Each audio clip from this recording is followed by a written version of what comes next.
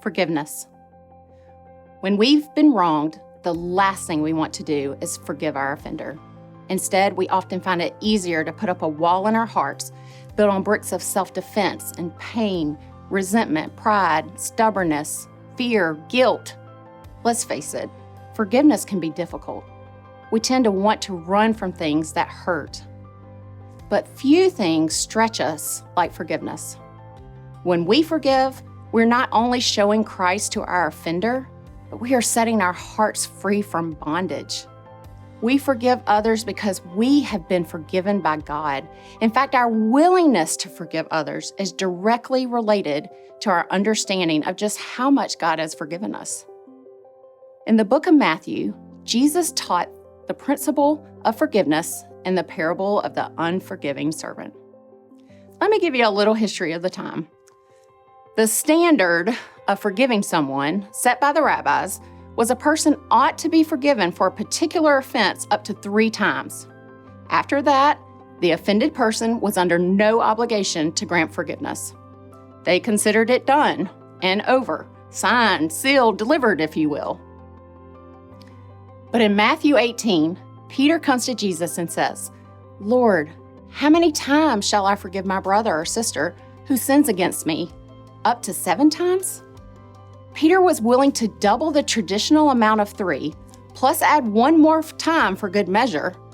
Since 7 was considered the number of completion and perfection, Peter may have thought, hey, anyone who could forgive that many times would be a spiritually perfect person.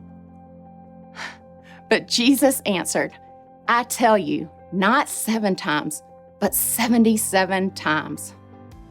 Responding to Peter, Jesus dramatically increased the number of times one should forgive another to 77 times. Some translations even have 70 times 7. Either way, Jesus indicated a person should not keep track of offenses, but should forgive without limits. In this week's clip of The Chosen, we see this interaction between Peter and Jesus as it may have taken place.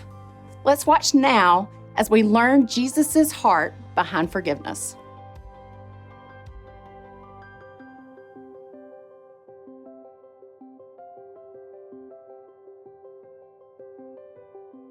As we saw in the clip of The Chosen, forgiveness is a two-way street.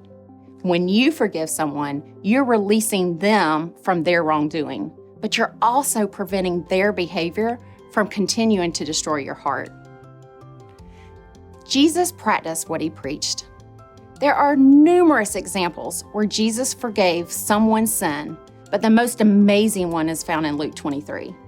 Although he was innocent, Jesus was hanging on the cross, experiencing an immense amount of pain and bearing all the punishment for our sins.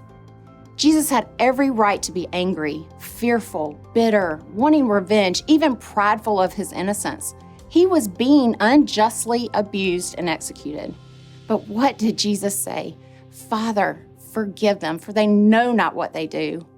He was doing exactly what he had taught others to do, to love and not build walls around our hearts. Jesus set an example we can never perfectly follow. Take comfort in the fact that God is gracious. In Psalms chapter 103, verses 10 and 14, it says, "He does not deal with us according to our sins, or repay us according to our iniquities. For he knows our frame, he remembers that we are dust." If you are currently struggling with forgiveness, it's normal. It's okay to be in this process. It's only when we are stubbornly unwilling to forgive someone that we should stop and reconsider what Jesus did for us. Ask God to open our eyes to the beauty of his forgiveness again. Thank him that at the right time, he will renew our determination to live in his kingdom with a heart to forgive because of his limitless forgiveness to us. When we take a step back and see how hard it is for us to forgive someone, we gain a beautiful understanding of how much God had to give up and take on himself in order to forgive us of our sins against him. I hope you'll take some time now to discuss a few questions with your group and join us next week as we navigate Jesus is Living Water. We'll see you then.